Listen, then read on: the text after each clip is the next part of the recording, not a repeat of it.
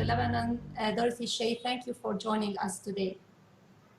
Thank you, Ginwa. It's a pleasure for me to be here with you. Same here. Some consider that Lebanese people are suffering from the consequences of the American stance with respect to Hezbollah. No, actually, the Lebanese people are suffering from the consequences of decades of corruption, irresponsible spending, and financial mismanagement by successive governments that promised reforms but failed to deliver. The United States is actually Lebanon's largest donor. Last year alone, we contributed $750 million in humanitarian, development, and security assistance. It is true that we have grave concerns about the role of Hezbollah, a designated terrorist organization, which has held ministerial positions in this government and in several previous governments.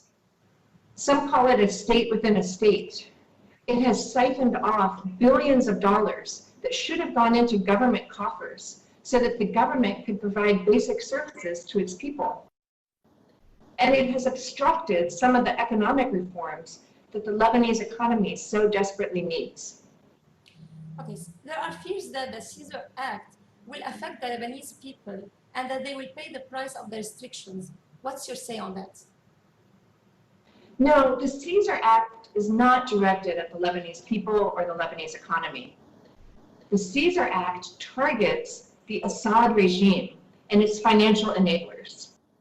The goal of the law is to deprive the regime of resources so that it cannot continue its devastating war against the civilians of Syria. The sanctions target individuals or entities who conduct significant transactions that benefit the regime. The sanctions do not target average Lebanese people, nor will they affect legitimate economic activity. I've spoken with representatives of the Lebanese government to explain the intent and the scope of the law, and I've made it clear that it is not targeted at the Lebanese people who are trying to put food on their tables. Does Washington think it's still possible for Lebanese people to avoid economic collapse? Well, the economy is in crisis, and I think most Lebanese are feeling that. What's important now is that the Lebanese government actually take the steps that they've been talking about to end endemic corruption and to correct the mismanagement that got the economy into this mess. There are the very real reforms that the people have been calling for since October 17th. The people wanted economic opportunity, accountability, and transparency. This is what it's going to take to restore confidence in the Lebanese economy. And the government is in talks with the IMF. They haven't yet begun actual negotiations or committed to a plan of action. And that's what it's going to take. As they do so, we stand ready with others in the international community to help. Will closer ties to China affect the United States' relationship with Lebanon and the assistance? Well, look, we understand Lebanon is in desperate need for an infusion of cash. They need investors, but against the backdrop of the current economic crisis and the country's first ever default back in March, investors are not lining up out the door. So some people have talked about Lebanon turning east, as if that's the answer to all of Lebanon's economic woes, as if that's really a solution. Who knows, maybe there will be some Chinese investors. But as the Latin adage goes, caveat emptor, buyer beware. Oftentimes, Chinese investment entails debt traps, loans and opaque business deals, and when the country can't pay them off, well, we've seen what happened in Sri Lanka and Djibouti. So, as Secretary of State Pompeo has stated, the United States strives for trade and investment on fair and reciprocal terms with reliable partners for mutual benefit. The People's Republic of China, by contrast, has business dealings that tend to be very opaque, transactional, and geared to benefit the Chinese Communist Party. So we want to ensure that if there is investment by China, its activities do not come at the expense of the country's prosperity, stability, or fiscal viability. or of course at the long-standing relations with the United States. Would the United States be able to help the Lebanese people regain the assets that were taken by a ruling political class, which is considered accused of corruption? Potentially.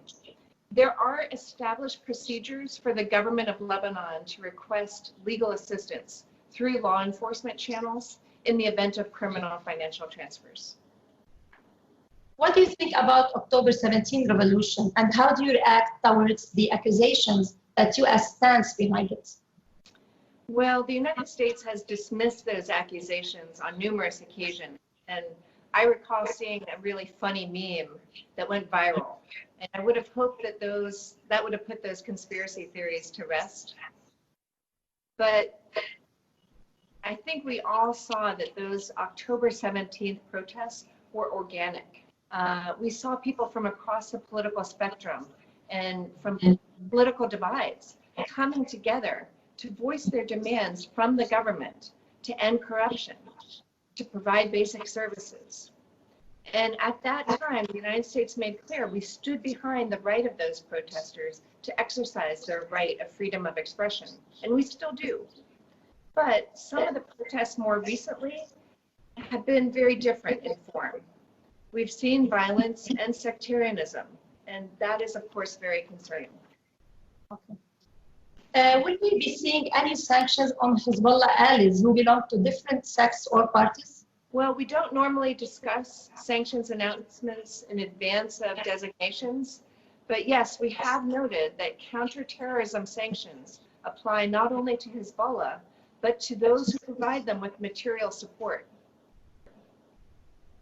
There are also sanctions under the Global Magnitsky Act, and those are potentially going to apply to those who are grossly corrupt, and that is without regard to sectarianism or party affiliation.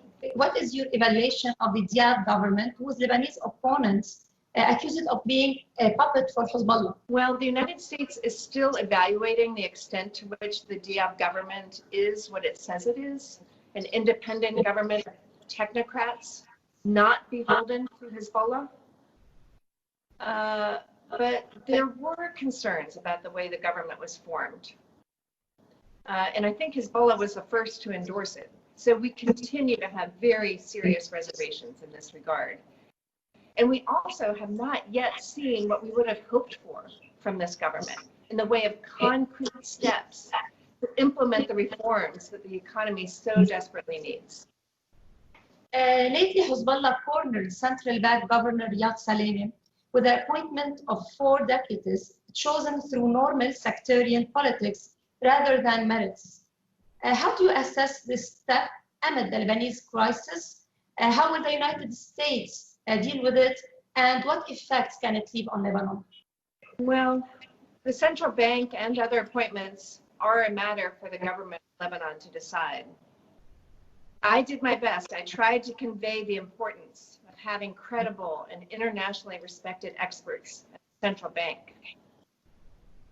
Making appointments based on politics as usual is not going to help recover Lebanon's failed economic and financial model, nor is it helping to rebuild confidence. Nasrallah lately appeared threatening his opponents inside Lebanon, the Americans, and their interests. Yeah, that was very concerning, his threatening language. And we've also noted that the speech was kind of defensive and riddled with classic deflection, blaming everything on the United States when we're Lebanon's largest donor, having given $4.9 billion over the last 2 decades in humanitarian, economic development, and security assistance. And while he accuses us of starving Lebanon, your viewers might be interested to know that just recently, the United States announced $13 million in new emergency food aid targeted at the most vulnerable populations in the country. So by its actions and by its threats, Hezbollah is destabilizing the country and jeopardizing Lebanon's economic recovery.